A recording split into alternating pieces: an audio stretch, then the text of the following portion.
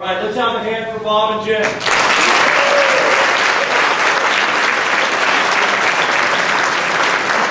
I told you before, we are going to take a few questions if you have any. I'm not really inclined to read the questions that Timmy gave me as softballs.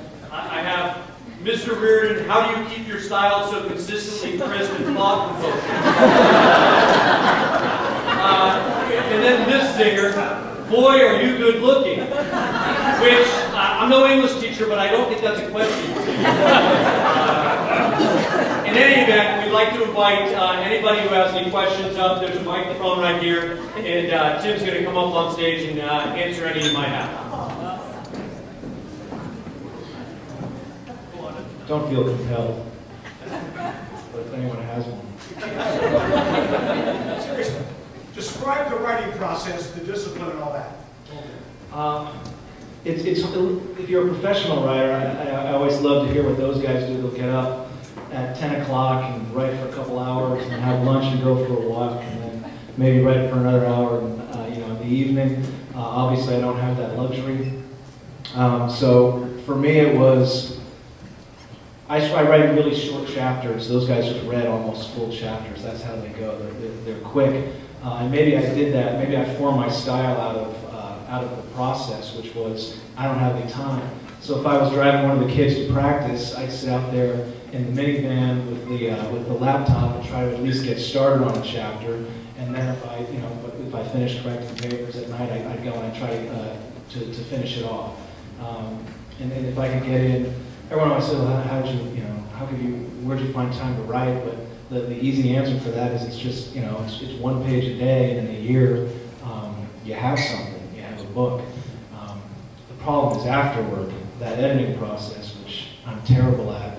Luckily, I had Thomas and Jim Decker and my uncle Jim Schnabel to guide me, to tell me where I had lost it. But that was the process. Find 15 minutes here, an hour there, and I became really good at having 3 kids running around and yelling and watching Hannah Montana and just being able to kind of tune it all out. I know, Kay, you're too cool for Hannah.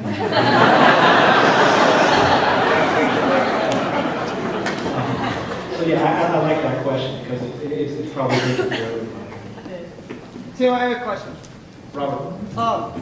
In the first chapter, this is the plant question I've been wanting to ask this question. In the first chapter, which is on Reardon Ramblings, right? The coach of the basketball team. I mean, I'm assuming that that's probably loosely based on something that you experienced or you heard about. But when I read that chapter, I'm trying to figure out if that head coach is motivated to put that particular player back in the starting lineup because he wants to win games, or does he genuinely feel that something inappropriate has been said by his assistant? Does my question make sense? Yeah. Okay. It's about a scene where there's a conflict at a practice where and this is another flashback scene to when the Cullinan's a kid, he's in high school, and this one player who happens to be an African-American guy does something completely disrespectful to the coach, and then the Cully gets all excited because he thinks he's going to get to play. That's about where he was in terms of his maturity at the time, because the kid walks out of practice, throws his jersey down, and leaves. And what happens later is the coach lets the kid back on the team. In fact, starts him that next night, and Cully's back on the bench again. And the question is, when the coach discusses with the team why he brings the kid back, he says it has something to do with the assistant coach being insensitive about issues with race or something like that. So Bobby's question is the right question. You're supposed to be asking that. Did the coach really think that, or was the coach? Did the coach just want to win games? And I don't know if it's either of it, either one of those. I think it might have been more that coach maybe he just wanted to win games. I don't know. I don't really know. Well, I mean, when you write it, are you thinking, do you think you know what motivates that particular person? And is it different maybe than what you thought the person in real life was motivated by? Or do you just pass through that and not worry about it too much? Yeah, I don't think that coach believed that the assistant coach had done something insensitive in terms of race, but I think the coach thought, I'm going to give this kid a break and give this kid a second chance, maybe because he was an African-American kid and the school was mostly white guys. So I don't think the coach had a bad heart, but I think he threw his assistant coach under the bus in order to help that other kid. Thank you.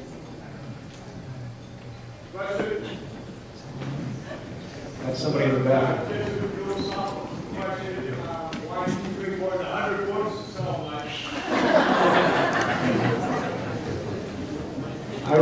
Ring told me lots of people are coming, but how often does Ring come through, gang? Yeah, that was stupid. And to be honest, my wife wouldn't let me. I had to buy those from the publisher. She didn't want us to get stuck with a bunch in the trunk. She's an accountant. Randy, did you have one? That's a good question.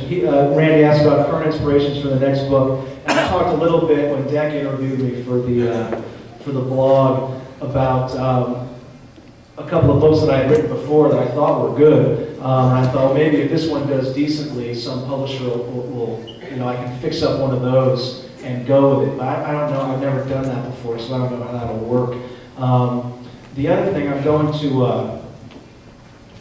Ireland with the McEwen family. That's another group I forgot to mention. Lucy's and McEwen's, I think in their extended family make about 40% of the group members. As Thomas said at the nuptials of Kathleen and Lucy and Michael McEwen, once they were married, he said, okay, it's official, we are now all related, the entire sunset. But I'll be there with the McEwens, and I'm convinced that something interesting will happen in those 13 days in Ireland where I'll be able to get something. Maybe I'll have an idea going in and then just meet some interesting characters to throw in there. Are you still coming? I'm sorry to out you in front of your wife. Randy has promised to maybe stop by. Problem for you. You mentioned earlier you had a couple other efforts that maybe fell short in terms of working on. Can you give us all a sense of the journey that it takes to go from writing a manuscript to getting it to where it is right now, published? What are the numbers like in terms of how many books get submitted? Those make it, those don't. So give us some of the facts. It's crazy. And this, as I saw from Michelle Devine's copy of the book, is a very tiny publisher that published mine. Michelle took hers up to the Russian River, and it's about this fat now. I think she was probably bathing with it. I don't know what happened. But it was a tiny publisher, and basically most of the promotion is from me and my buddies who threw this thing. But the other ones, I'm not kidding you, I probably sent out 200 query letters to agents, and a lot of them for this book. There were very many that said this, that said, and I'm not just saying this to make myself look better, but they said, we really like your writing, but we don't want to mess around with this topic. That they thought the topic might be too charged, or why take a chance on it when they're getting, these agents probably get, 10 or 15 letters and a couple manuscripts every single day of the week. So it's, I think it's a lot of luck, unless you know somebody. If you know somebody, there's an in. But otherwise, if a little time, that's why, I always had these aspirations to have Harcourt or some big company publish the book and help with the marketing and promotion. But as soon as these guys said, hey, remember what they said? When I first got the email back from the publishers that eventually took it, this is kind of funny, they said, we really like your writing, but we're curious as to why you had to use the F word 212 times. Are you married to that? I'll take out as many F words as you know. Just throw some other kind of swear word in. But they, so yeah, I jumped at it, and I don't know, if I sent out 200 more, if I would have gotten a big publisher, probably not. So yeah, it's a journey.